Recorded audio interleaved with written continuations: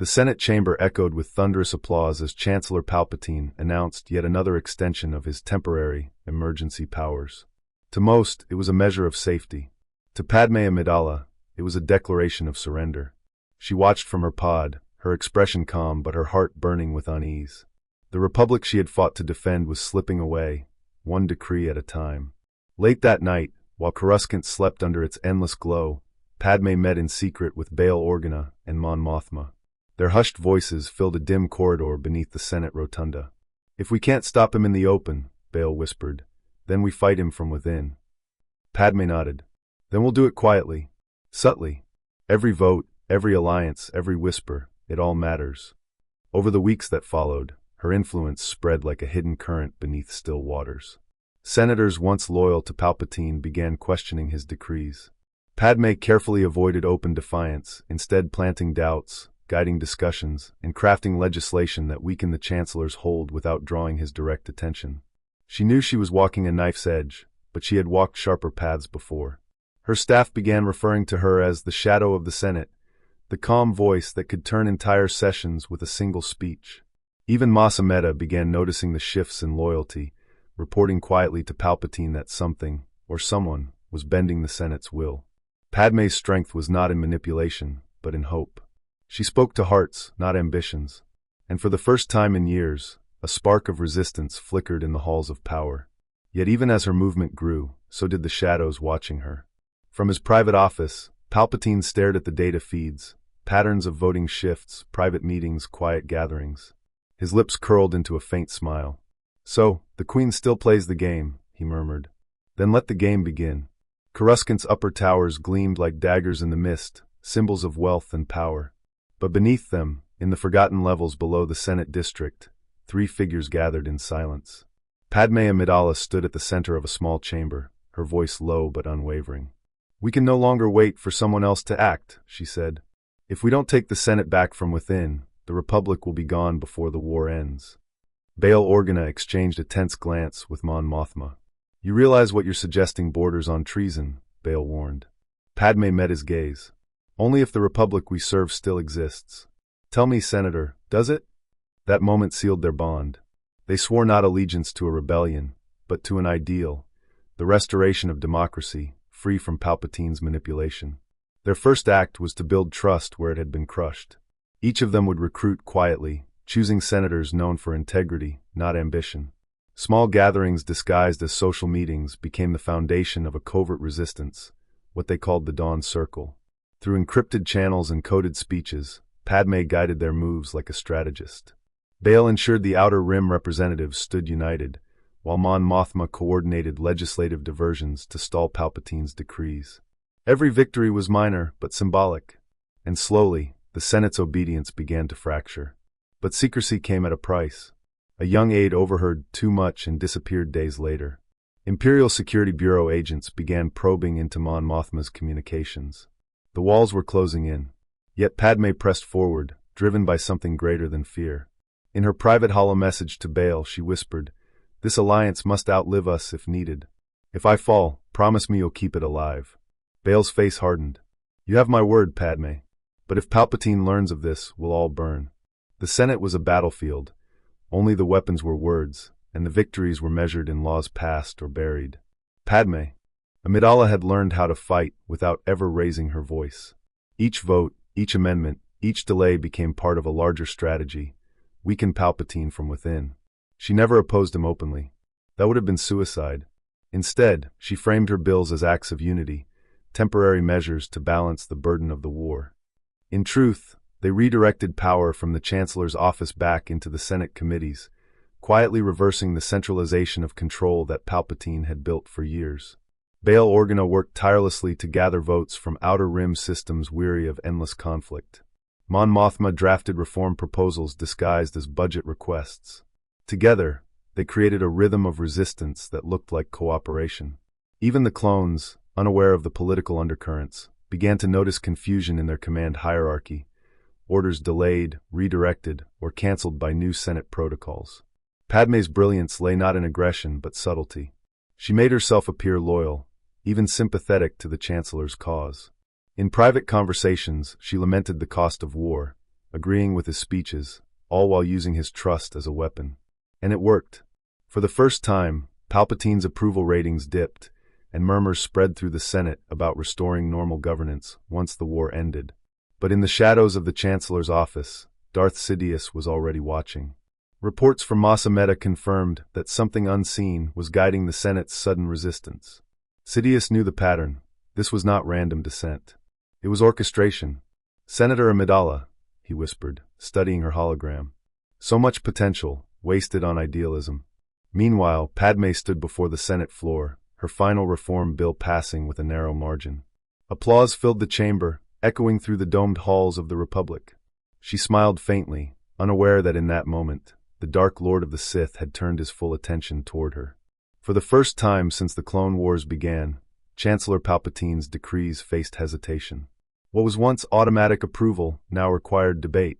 Committees delayed his proposals, citing budgetary restraint and ethical concerns. To most, it was democracy reborn. To Palpatine, it was treason.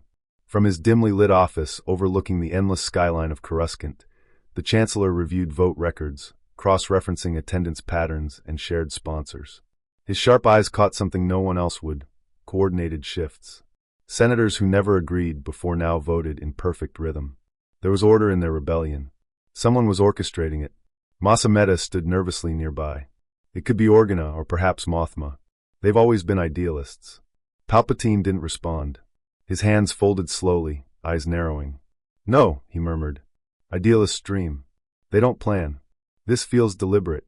Across the city, Padme stood before the mirror in her private quarters. The reflection that looked back was composed, confident, but the cost of every move weighed on her. The Senate was turning, yes, but the Chancellor's silence was unnerving. Bael's warnings echoed in her mind. He knows something. Palpatine began summoning select senators one by one, his voice as calm and inviting as ever. He praised their loyalty, asked for advice, and then watched. A flicker of hesitation here, a nervous glance there. It told him everything he needed. Soon, he would isolate the center of this conspiracy. In the next Senate session, Palpatine introduced a new motion, the Senatorial Oversight Act, demanding full transparency of private communications for wartime efficiency. The chamber erupted in protest. Padme's heart sank. He wasn't hunting traitors, he was flushing them out. That night, the Dawn Circle met in silence. "He's closing in," Mon Mothma whispered. Padme nodded grimly. "Then we adapt. If he wants transparency, we'll show him what he expects to see." Meanwhile, deep within his sanctum, Darth Sidious reached out through the Force and felt it. Fear, rebellion, and a flicker of light trying to pierce his growing darkness. It began with a rumor, an encrypted transmission intercepted by clone intelligence, traced back to a senatorial frequency. When Palpatine called Anakin to his office, his tone was calm, almost fatherly. "My boy," he said softly, "someone close to you is working against the Republic. I fear it may be Senator Amidala." Anakin froze. The words struck deeper than any lightsaber. He wanted to deny it outright, but he had seen Padme's unease, the late-night meetings, the sudden secrecy. Still, he defended her. Padme would never betray the Republic. Palpatine's gaze darkened.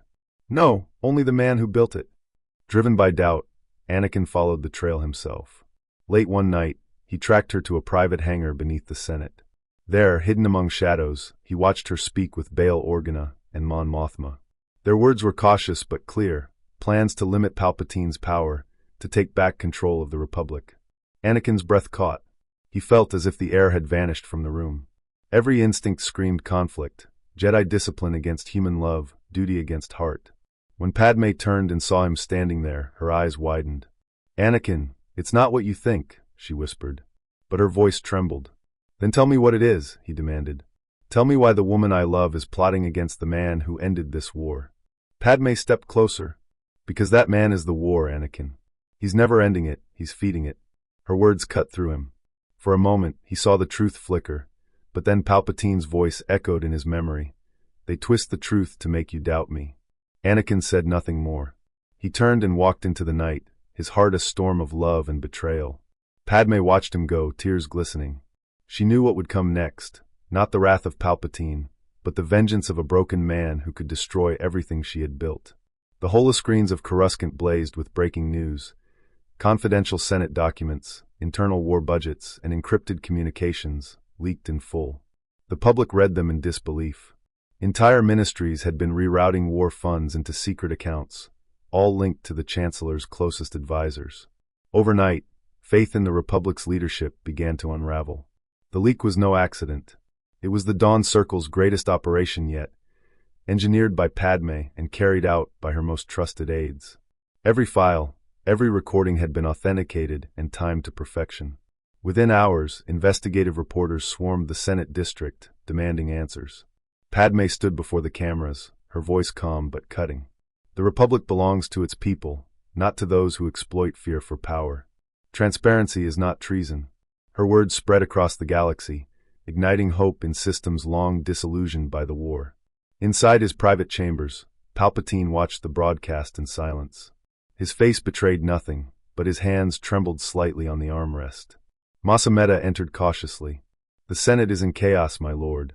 They are calling for an inquiry into your office." Palpatine smiled thinly. "Let them inquire. When they look for monsters, they will find only the ones she created."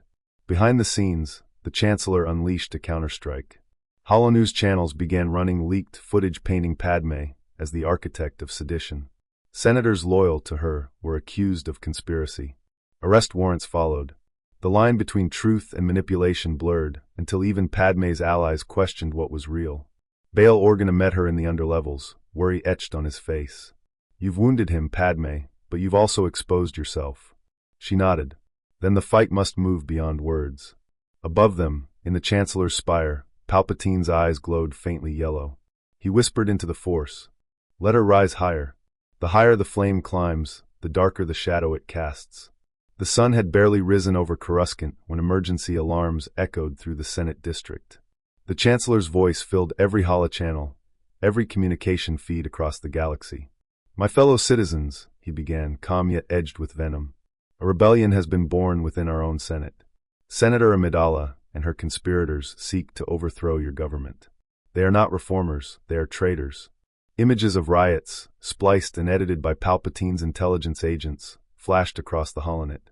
Staged protests appeared to show Padme's followers attacking clone garrisons. Public outrage grew.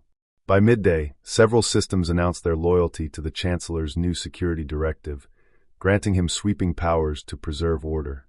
Inside her hidden base beneath the industrial levels, Padme watched the broadcast in silence. Around her, her allies argued, some furious, others afraid. Mon Mothma slammed her fist on the table. "He's turning the people against us." Bail Organa added grimly, "He's already won their fear. Now he'll win their faith." But Padme refused to yield. "Then we show them the truth," she said.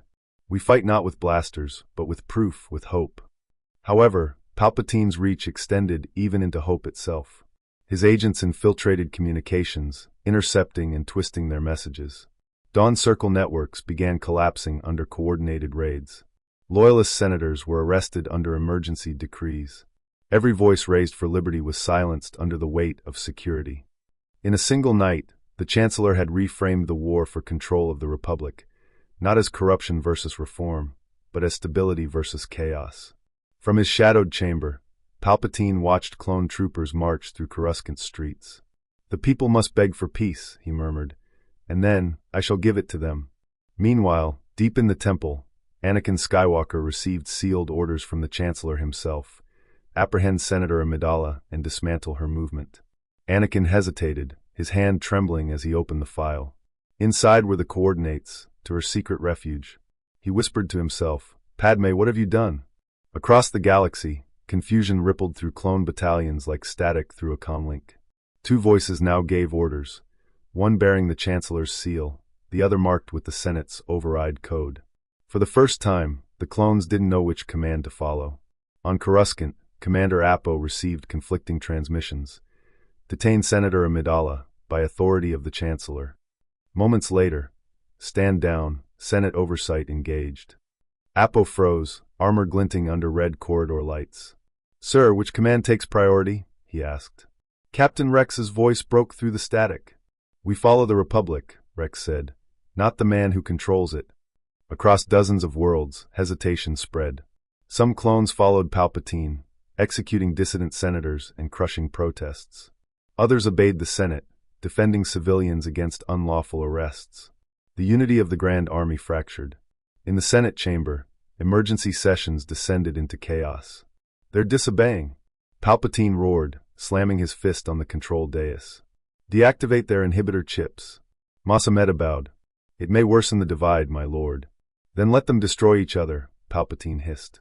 Meanwhile, in a secure hangar beneath the industrial levels, Padme addressed Rex and a group of loyal clones. "You were made to serve," she said softly, "but not to serve tyranny. You can still choose who you are." Her words hit deeper than any command. The clones looked at each other, something awakening inside them beyond programming. Battles erupted between clone units on the same side of the war. Kamino itself came under siege as its cloning facilities became the new strategic target. Whoever controlled production controlled the army. Jedi Masters, once commanders, now struggled to mediate between brothers turned enemies. Obi-Wan sensed the tremors in the Force. "Something unnatural is spreading," he warned Yoda. The Grand Master's eyes narrowed. "The shroud of the dark side divides even soldiers of light."